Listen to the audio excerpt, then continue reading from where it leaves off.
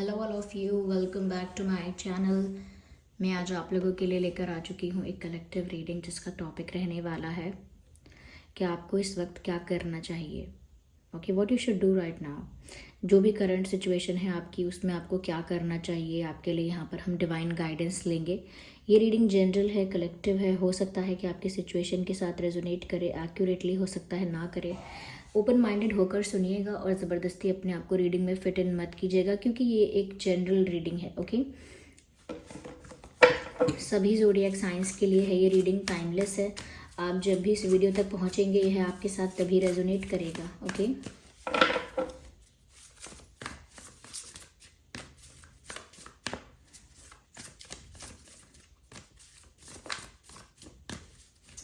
चलिए स्टार्ट करते हैं।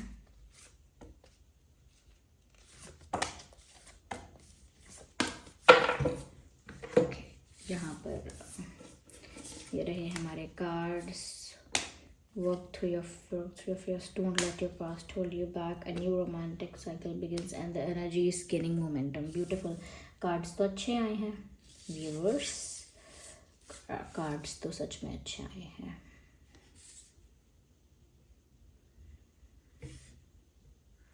I hope you can see them. Okay, सबसे पहले जो चीज़ मुझे यहाँ नज़र आ रही है व्यूअर्स, वो ये है कि सबसे पहले इस सिचुएशन में आपको ये करना चाहिए कि जिस भी चीज़ से आपको डर लगता है, जिस भी चीज़ का डर आपके मन में बैठ गया है, उस चीज़ पर वर्क करिए। क्योंकि यहाँ पर मैसेज आया है वर्क थ्रू योर फियर्स। यानी जिस चीज़ को लेकर बहुत डर रहे हैं, जिस चीज़ को लेकर ऐसा लग रहा है कि पता नहीं क्या हो जाएगा, सही हो जाएगा, गलत हो जाएगा, पता नहीं क्या होगा, और वो चीज़ कर ही नहीं रहे हैं डर की वजह से। लॉस होने का डर है, कुछ खोने का डर है, कुछ रिस्क पे है, ये सब डर हो सकता है, या किसी और तरह का भी फियर हो सकता है। तो अपने फियर को फेस करिए व्यूअर्स। उसको आप फेस करेंगे तभी वो फियर वहाँ हटेगा आपके अंदर से। ऐसा लगता है किसी चीज़ को लेकर डर बैठ गया है कि वो आपके साथ हो ही जाएगी, आपके साथ इतना गलत उतना गलत हो ही जाएगा। तो अपने डर पर काबू पाना है, अपने फियर को ओवरकम करना है। सबसे पहला मैसेज तो आपके लिए ये है। आपकी करंट सिचुएशन जो भी है उसमें ऐसा लगता है कि जैसे आप कुछ ऐसे इश्यूज़ को टैकल कर रहे हो, या किसी ऐसी सिचुएशन में आ गए हो जहाँ पर अंदर से डर रहे हो और वो डर के बारे में किसी को बोल नहीं पा रहे हो कि आपको डर लग रहा है ऐसा करने से, लेकिन अंदर से लग रहा है। तो व्यूअर्स, यहाँ पर मैसेज है कि अपने डर पर काम करना होगा आपको, अपने डर को हटाना होगा, उसको ओवरकम करना होगा, और सिर्फ उसको फेस करके, ऐसा नहीं कि उससे भागना है। जिस चीज़ से डर नहीं लगता ये नहीं करेंगे, उससे डर लग रहा है वो नहीं करेंगे, इसमें ऐसा हो गया तो उसमें वैसा हो गया तो ये डर तो व्यूअर्स लगा ही रहेगा लाइफ टाइम, आपको जीने नहीं देगा सुकून से। इसीलिए अपने डर पर थोड़ा सा आपको वर्क करना है।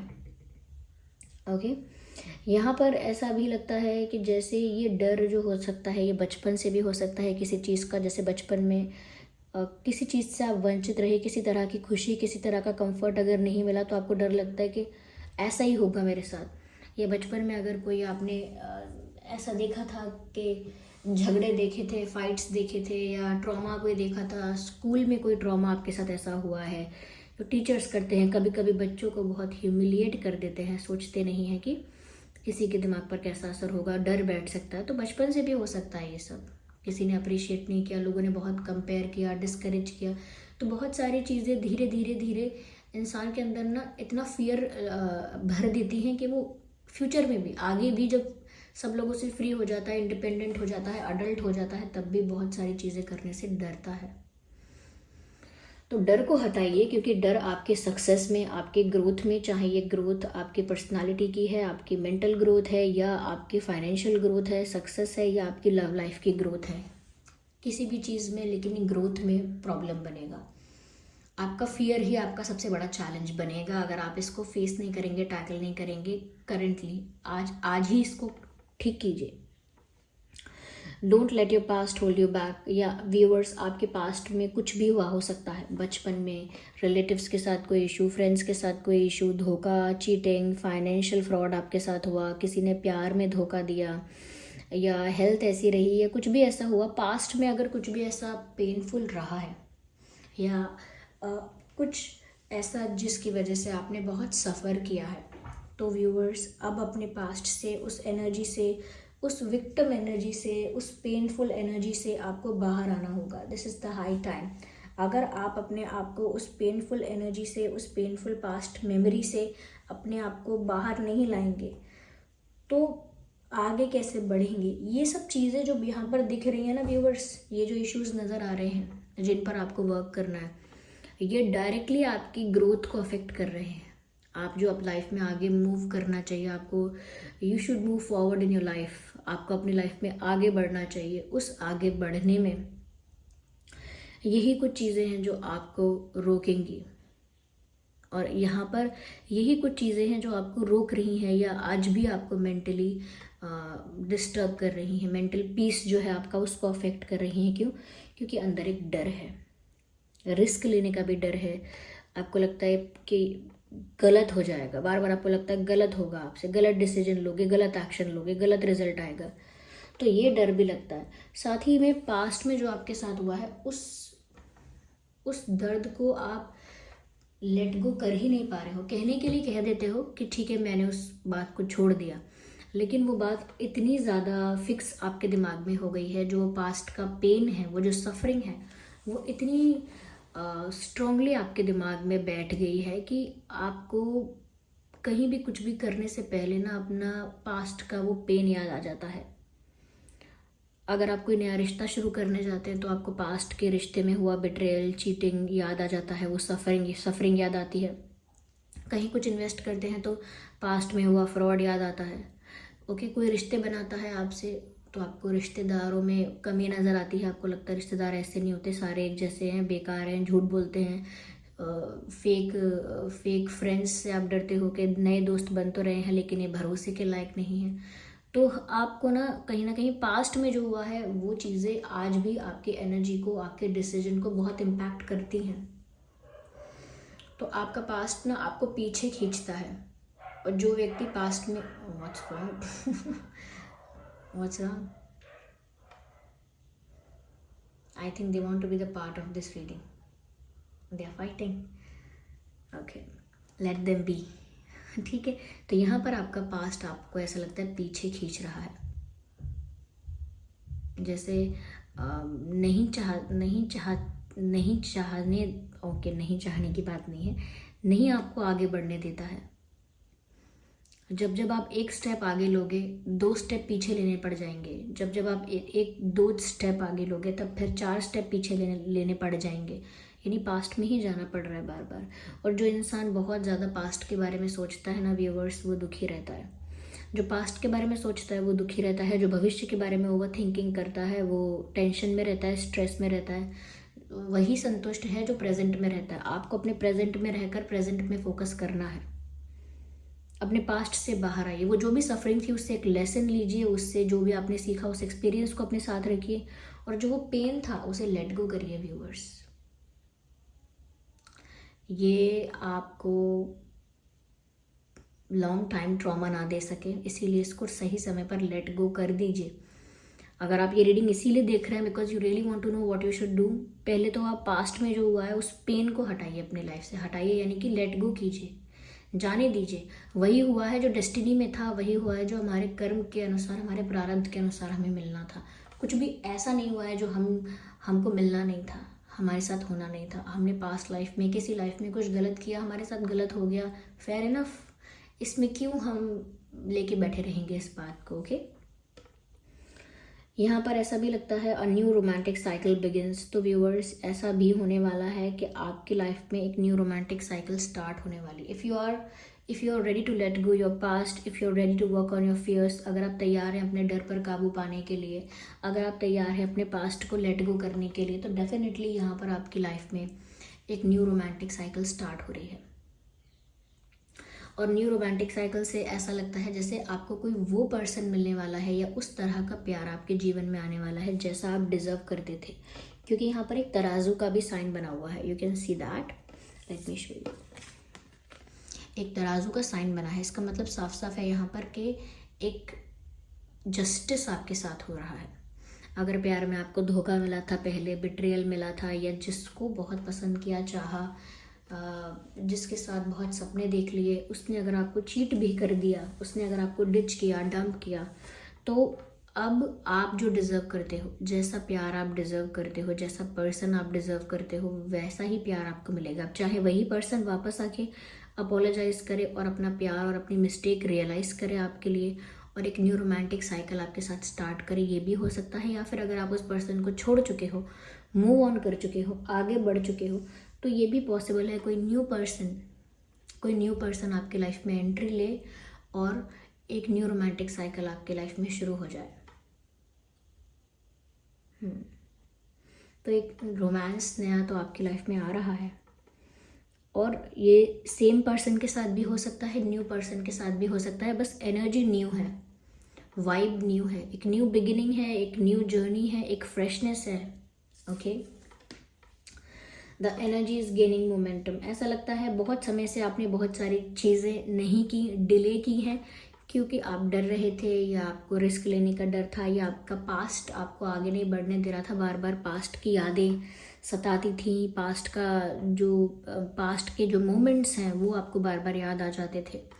तो आपकी एनर्जी भी स्टक थी और आपकी लाइफ भी, यानी कि आपकी लाइफ में कोई चेंज नहीं आ रहा था। एक जैसी लाइफ चल रही थी, एक जैसा रूटीन चल रहा था, एक जैसा ही पैटर्न था आपका। सुबह उठना, ये करना, वो करना, फिर सो जाना, फिर उठना, फिर ये करना, वो करना। कुछ साल हो गए शायद, या कुछ महीने हो गए, सेम टाइप का पैटर्न रिपीट हो रहा है आपकी लाइफ में, नथिंग न्यू। जबकि आप चाहते हैं ग्रोथ की तरफ आप जाएं, कुछ बदलाव ही नहीं आ रहा, क्योंकि पास्ट भी आपकी लाइफ को कहीं ना कहीं अफेक्ट करता है।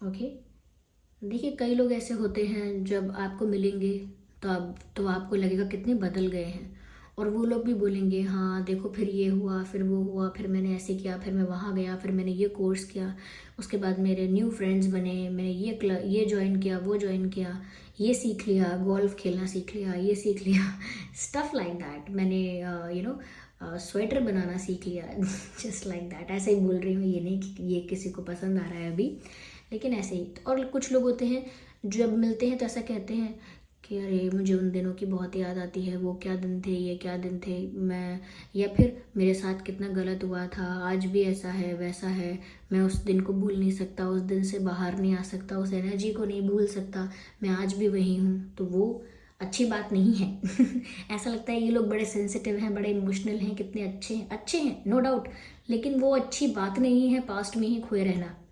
You really need to move forward. आपको अपनी एनर्जी को ऐसे स्टक नहीं रखना चाहिए। This is not good for your growth.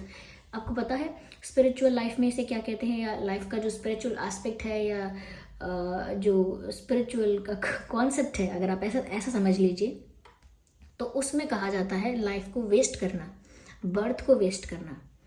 अगर ये सब हम नॉर्मली ऐसा ही करते रहेंगे और बहुत समय बिताएंगे, इस वजह से 1 साल 2 साल बिताएंगे या 5-6 साल भी बिताएंगे ऐसे पास्ट को सोचते सोचते, दुख मनाते मनाते, तो स्पिरिचुअल आध्यात्मिक भाषा में, आध्यात्मिक उसमें उसको कहा जाता है अपने जन्म को व्यर्थ करना, अपने जीवन के जन्म को या उसको व्यर्थ करना, वेस्ट कर देना। कि आपको सपोज़ कोई 70 साल जीता है या 80 साल जीता है, जितना भी, उसमें से बचपन में निकल जाते हैं कुछ साल, तो फिर कुछ कर्म करने का समय मिलता है, उसके बाद फिर बॉडी वीक हो जाती है, दिमाग कितना भी चलता रहे, बॉडी उतना ज़्यादा आपको सपोर्ट नहीं करती है, हेल्थ इश्यूज़ हो जाते हैं और बहुत सारी चीज़ें हो जाती हैं। पैसे भी अगर होते हैं तो कोई फ़ायदा नहीं, क्योंकि अगर हेल्थ इशू है तो आप ट्रैवल भी अच्छे से नहीं कर सकते, करोगे तो कितने भी कंफर्ट से करो फिर भी अंदर से ट्रैवलिंग एंजॉय नहीं करोगे, क्योंकि हेल्थ इश्यूज़ इंसान को घेर लेते हैं। उस बीच में बहुत कम समय मिलता है, रिश्ते बनाने, निभाने हैं, कर्म करना है एंड ऑल दैट, फिर स्पिरिचुअलिटी को भी एक्सप्लोर करना है अपनी लाइफ में। तो मेक श्योर कीजिए समय आपका वेस्ट ना हो। टाइम वेस्ट करना बहुत गलत बात है। लोग सोचते हैं सबसे ज़्यादा वैल्यूएबल मनी है, नहीं, सबसे ज़्यादा वैल्यूएबल मनी नहीं है, सबसे ज़्यादा वैल्यूएबल है समय। अगर किसी इंसान ने लाइफ में 50 या 25-30 साल, बोलिए 25-30 साल लग के अच्छे से काम किया भी है, और उसको लग रहा है कि मैं बूढ़ा होऊंगा या मेरे आगे जो बच्चे होंगे वो सब ये सब एंजॉय करेंगे मेरी मेहनत को, इसका फल उनको मिलेगा, तो वो सब तो ठीक है, लेकिन वो अब जब वो चला जाएगा इंसान, तो उसकी लाइफ में क्या वैल्यू किस चीज़ की रही, क्योंकि समय की ही वैल्यू है। पैसा तो किसी और को मिल जाएगा, या पैसा जब आपको मिलेगा, अगर आप तब फिट नहीं हुए तो क्या करोगे इस पैसे का, या आप हेल्दी नहीं हैं तो क्या करेंगे, या कह सकते हैं कि अब समय ही नहीं बचा, अब आया है सब कुछ तो अब हेल्थ साथ नहीं देती है, उम्र हो गई है, या फिर अब समय नहीं बचा है ज़्यादा। तो पैसे भी इम्पोर्टेंट नहीं है, इम्पोर्टेंट है टाइम। जो टाइम वेस्ट कर रहा है वो गलती कर रहा है। तो पैसा किसी के लिए भी कितना कमा के रखिए, अपने लिए भी कमा के रखिए, अगर समय इनफ नहीं है आपके पास, अगर टाइम स्पैन आपका कम दिया गया है आपको, तो फिर आपका ये जो वेस्ट हो जाएगा सब कुछ मेहनत। इसीलिए लाइफ में बहुत ज़्यादा ये पास्ट के पीछे रोते रहना बहुत गलत है। ये रीडिंग इसीलिए यहाँ पर ये आपको गाइड कर रही है कि टाइम वेस्ट हो रहा है, हरी आप टाइम वेस्ट हो रहा है। कोई भी ऐसी चीज़ मत कीजिए जो आपकी लाइफ के लिए और आपके जो आसपास जो लाइफ है उसके लिए बिल्कुल अनप्रोडक्टिव है। जो भी कर रहे हैं कल्याण करने के इंटेंशन से की, सबका कल्याण हो, आपका कल्याण हो, सबका कल्याण हो। वो क्या है, प्रेयर्स होती है, एक प्रेयर होती है, उसमें कहते भी हैं जगत का कल्याण हो, विश्व का कल्याण हो, ऐसा कहते हैं। वो क्यों कहते हैं? Because this is the intention, यही इंटेंशन होना चाहिए। Whatever you are doing उसमें किसी को हार्म ना हो और उसमें सबका ही भला हो, ये रहना चाहिए। एनर्जी को आप स्टक जान के मत रखिए कि आप दुख को मना रहे हैं और दुख में ही खोए हुए हैं। Just move out from that, okay. उसे लेट गो कीजिए, उससे बाहर आइए। ऐसा नहीं है कि ये आसान होता है, लेकिन एटलीस्ट ये रियलिटी होती है, हम रियलिटी को एक्सेप्ट करते हैं, वो तो अच्छा होता है। तो अब वो कीजिए। या ओके, ये रीडिंग समाप्त हो चुकी है और मैं कुछ लोगों की एक छोटी सी कहानी बताना चाहती हूँ, जिससे शायद किसी को कोई समझ में आए कुछ, या कुछ सीख मिले। और ये रीडिंग समाप्त हो गई है। जिनको ये रीडिंग देखनी थी, reading is over, now you can go. अगर आपको अच्छी लगी है तो लाइक वाइक कीजिएगा और कमेंट वमेंट कीजिएगा ठीक लगी है आपको ये रीडिंग? क्योंकि मैं तो ऐसे ही वीडियोस लेकर आती रहती हूँ, क्योंकि मुझे यहाँ पर एक स्टोरी चैनल हुई है, एक छोटी सी स्टोरी है। मैं और शॉर्ट में बताऊँगी ताकि आपका टाइम वेस्ट ना हो। मैं वो बता देती हूँ, शायद आप में से कुछ लोगों के लिए है वो, तभी मुझे यहाँ चैनल हुई है। पर रीडिंग समाप्त हो चुकी है।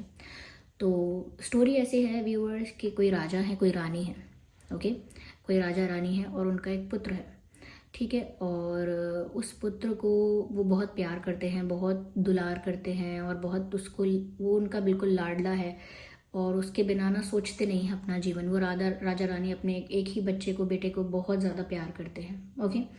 लेकिन फिर कुछ होता है कि उस तबीयत ख़राब होती है उसकी, या कुछ भी हो जाता है, नेचुरली होता है कुछ, जिससे वो बच्चा, उसकी मृत्यु हो जाती है, वो बचता नहीं है, चला जाता है।